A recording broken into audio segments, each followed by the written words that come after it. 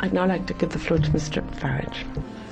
There's a very bad case of denial in this chamber this morning, a total refusal to accept that the euro project is failing. Greece is on the verge of a default. The bailout fund is creaking. The credibility of the European Central Bank itself now being called into question. It's all on the verge of going belly up. And yet, when the credit ratings agencies tell the truth, you try and pretend it's not happening.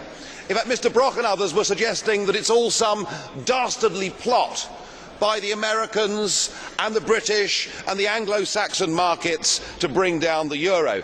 The agencies are nothing more than the canary in the mine. They're telling you the truth. And please listen to Standard & Poor when they say that austerity alone will not work.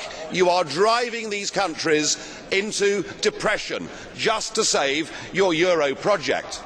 But I must acknowledge that you have lost absolutely nothing when it comes to your powers of deception. No, that's still very much on course. It was Nick Clegg that gave us the clue. Clegg, a man who I suspect is rather more popular here than he is back at home these days. Clegg was asked, should there be a referendum on the forthcoming treaty? He said, oh no, there's no need for that, because it's all going to be folded in to the existing treaties. And I thought, what the dickens is he talking about? Well, now I've learnt. Mr. Cohn-Bendit made it clear it's to be the community method, it's to be legislation where you know you've got a majority in this Parliament and you know under qualified majority in the Council you can get everything through. And why are you doing it this way?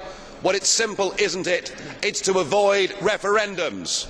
Because you know if a treaty was put to Ireland and many other countries, the answer would be no. The peoples of Europe do not want this pseudo-monetarist package. The peoples of Europe need, particularly in the case of the South, to get out of the euro, to have devaluation and a chance to re-establish themselves again. You are denying them that chance.